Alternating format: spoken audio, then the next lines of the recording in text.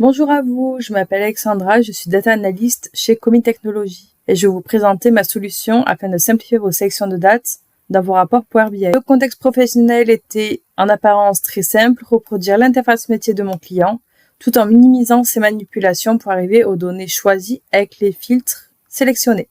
Et celui sur lequel on va se concentrer, c'est cette partie-ci sur la sélection de dates.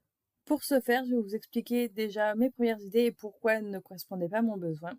Tout d'abord, première idée à laquelle tout le monde, je pense, arrive, le slicer de date simple, donc le natif de Power BI.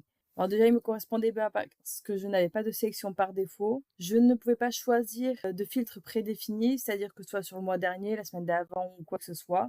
Et je n'avais seulement que 3 façons de le représenter, la liste déroulante, le curseur ou bien le calendrier. Pour essayer de combler quelques lacunes, j'ai essayé de le combiner avec des boutons pour me permettre présélection de dates, mais j'avais des gros problèmes de coordination avec toutes mes pages de rapport, ainsi que la maintenance dans le temps avec l'apparition de nouveaux filtres ou boutons. C'est donc à ce moment-là que j'ai creusé au niveau de nouveaux visuels et j'ai rencontré le date picker qui semblait correspondre en tout point à mon besoin. Note importante, c'est un visuel payant. Il y a différentes tranches, que ce soit jusqu'à 200 utilisateurs et jusqu'à 1000. Je vous invite à aller voir la documentation officielle afin de voir les coûts associés.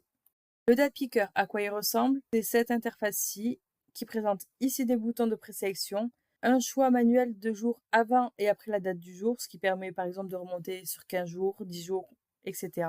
Et j'ai une sélection beaucoup plus basique que l'on connaît avec un calendrier et des listes déroulantes. À noter, une fois que j'ai sélectionné au-dessus, j'applique toujours, sinon ma date n'est jamais prise en compte.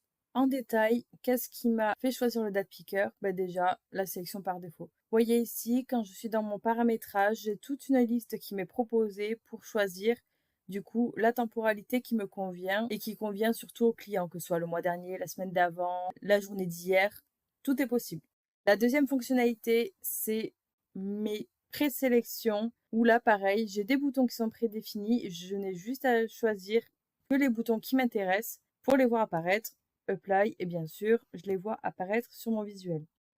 Le rendu final exposé chez le client. Pas très compliqué. Mon date picker qui fait le taf à lui-même, combiné du coup avec tous les filtres dont j'avais besoin. Cela me simplifie déjà sacrément le visuel et la synchronisation de tout ce petit monde, mon rapport étant à plusieurs pages, cela me simplifie grandement le travail. Bonne journée à tous et à bientôt chez Commit.